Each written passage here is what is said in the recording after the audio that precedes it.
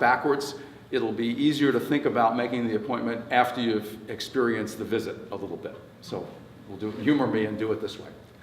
So the visit, at the bottom here I say be and look organized. It's useful to be organized. Everything will go, this entire process will go better if you're in charge of it. And the more you have a sense of how you want things to go, from making the appointment to doing the appointment, you're the one who knows how this should work. You've had some training, you've thought about it. The other people you're meeting with don't. So the more you can be organized, the more smoothly it will go.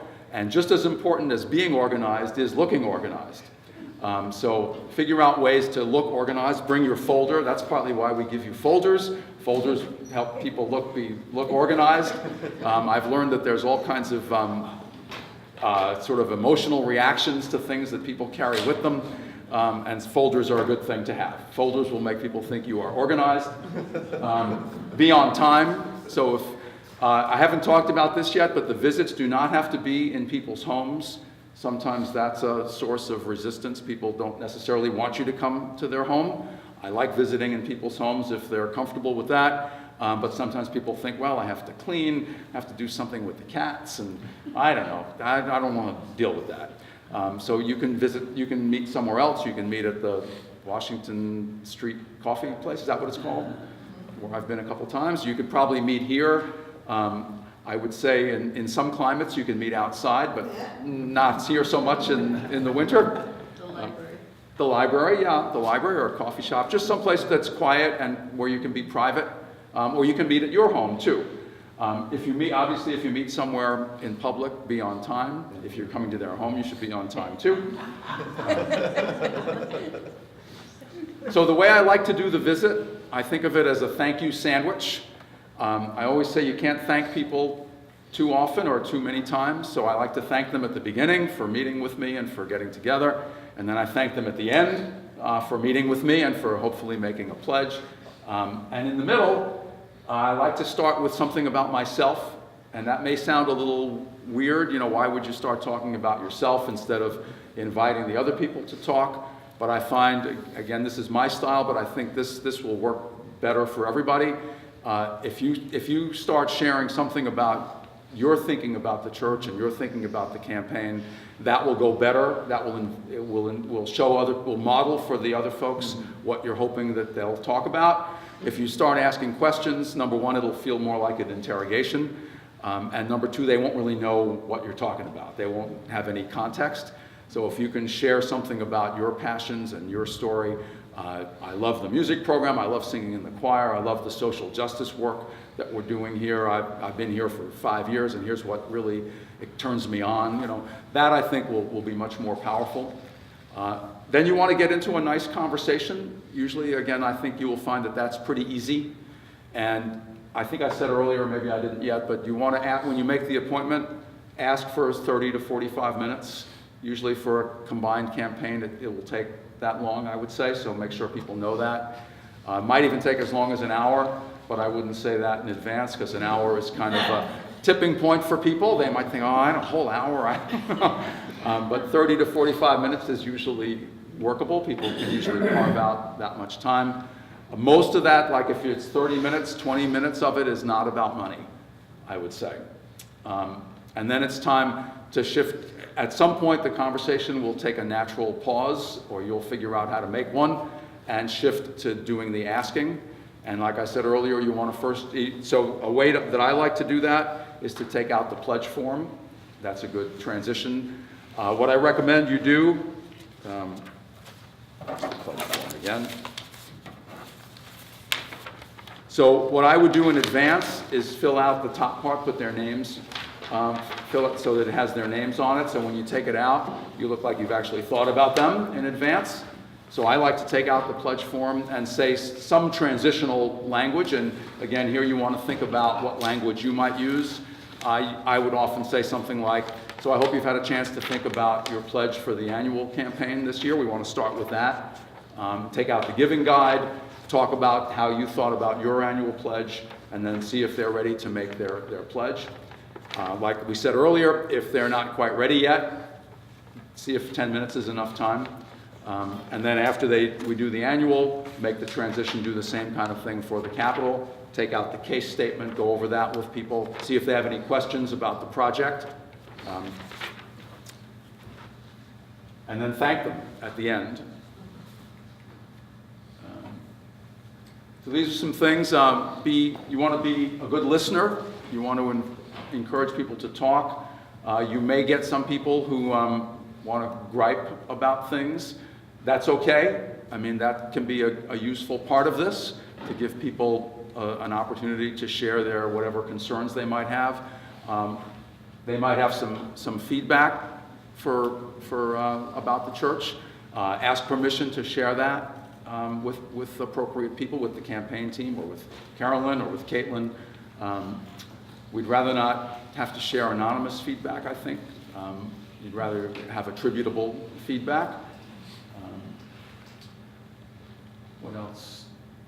So like I said earlier, try to think about how much you want to share about your generosity to these campaigns. The more you share, I think the more effective it will be in talking with other folks. Do you recommend taking notes during this, or just that's a little intimidating? Not a lot of notes. Okay. So the things I would write down is if somebody has specific feedback, right. I would write that down. If somebody has some questions that you don't know the answer to, that you volunteer to get them the answers to, I would write that down.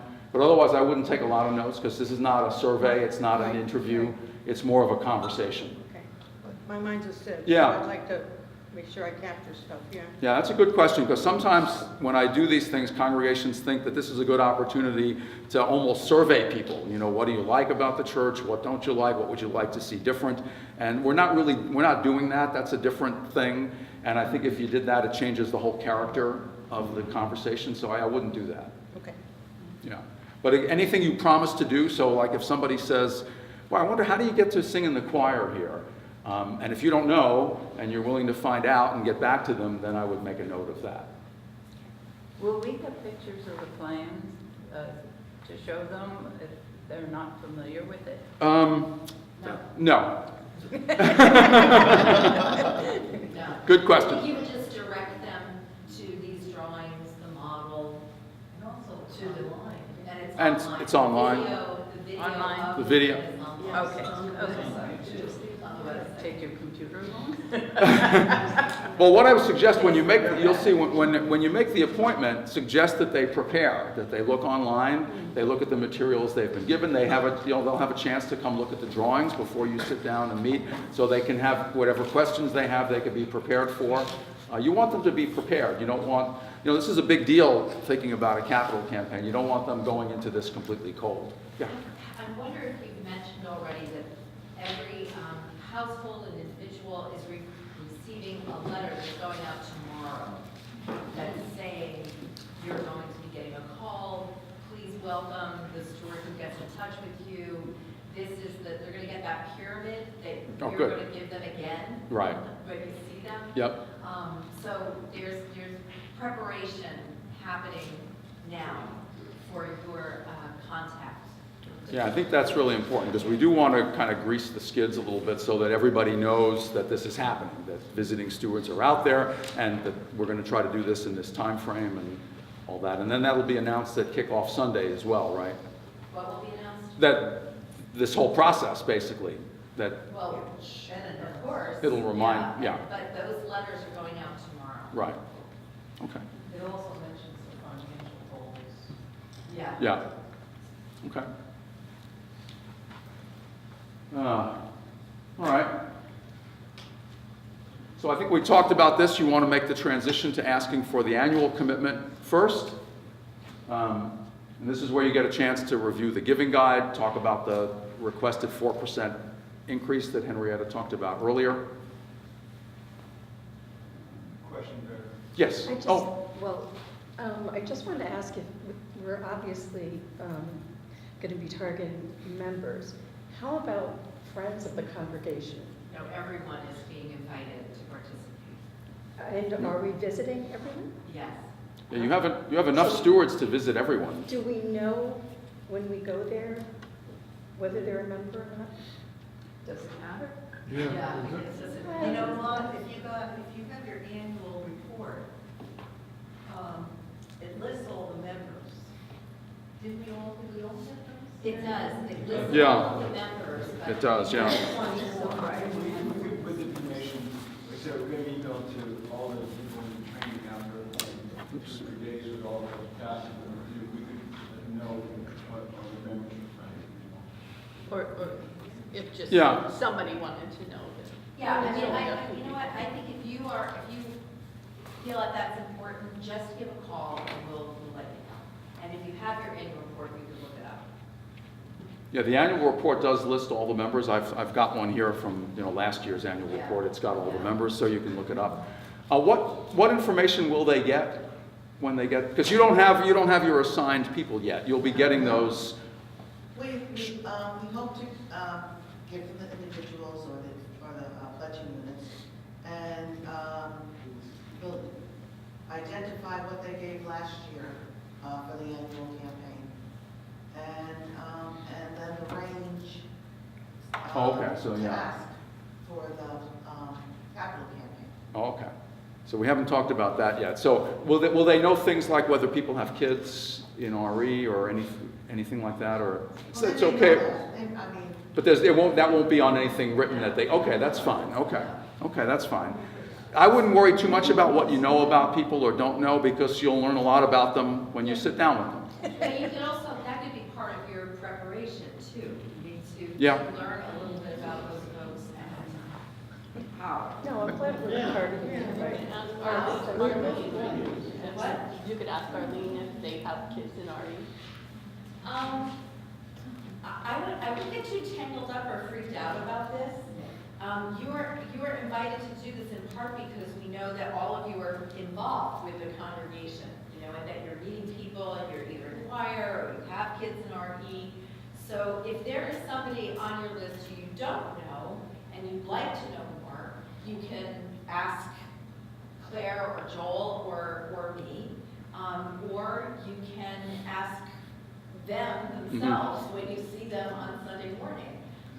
But as Barry said, this is an opportunity to get to know other people more, as Katrina testified. So this is not you needing to know a lot about anybody, but it would be nice to know a little bit. As you're well, they may not even be walking able to identify.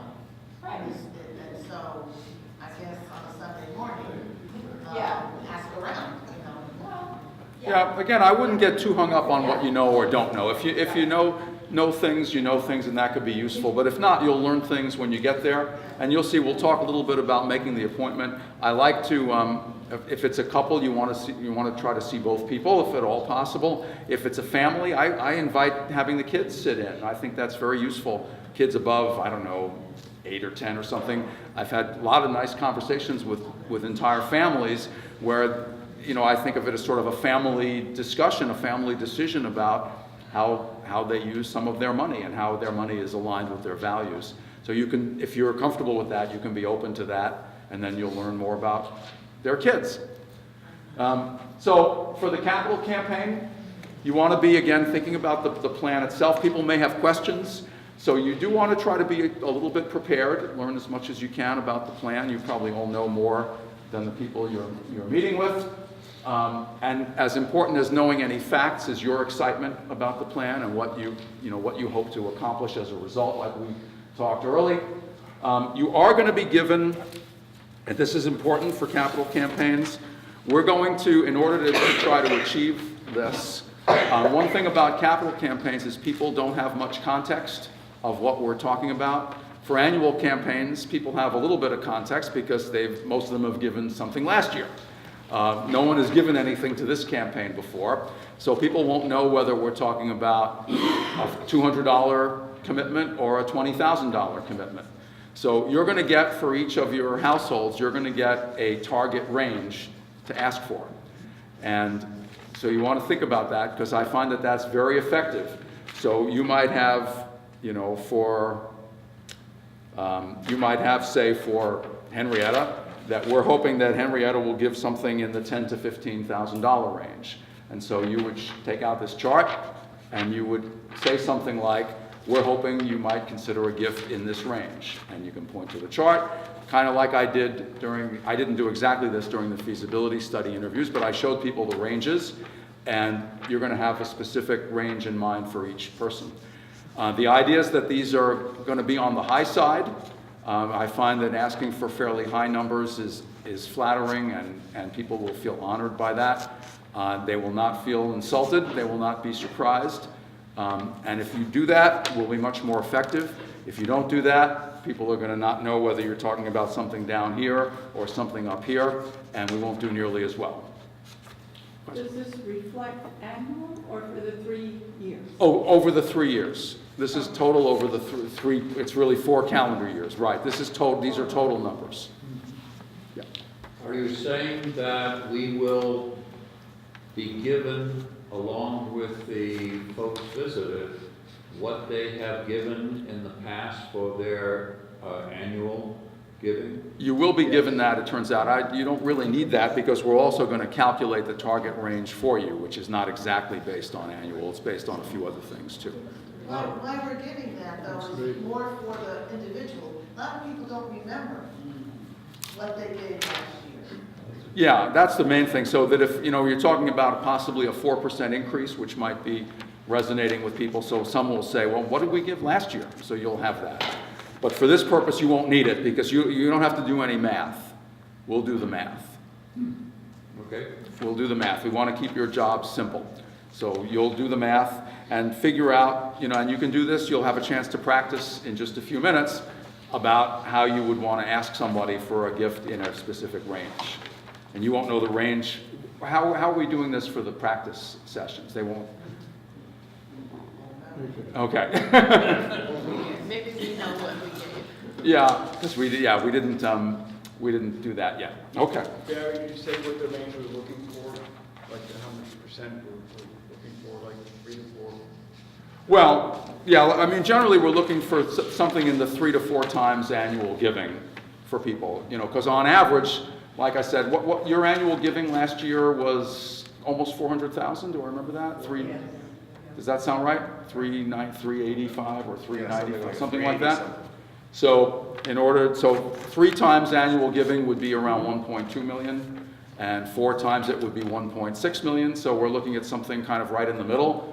So 3.5 times annual giving is a good barometer to think about. Of course, like I said, so that's an average. So some of you will have to give more than that to get up here. Lead gifts are really important, and we have some lead gifts, right? We have a top gift of $100,000 that people are intending to do. Am I remembering all this right? Wow. So yeah, and I'll while you're practicing, I'll look up some of the other numbers that we have and share them with you, so you'll know that from the feasibility study. One was 60,000 on the lead donors. And wasn't 190? Yeah. 90. One $100,000 giver, one $90,000 giver, and one $60,000 giver, and a few, if I remember right, in the 40s. So, people really committed to this. 6-figure gifts are very nice. One of the many rules of thumb is that it's nice to have a 10% lead giver in order to make the target. I'm sure there's some math around that I don't fully understand, but so it'd be really nice to have a $150,000 giver, and maybe you'll be meeting with one of them. So when you're doing your practicing, you can think about 3.5 to 4 times annual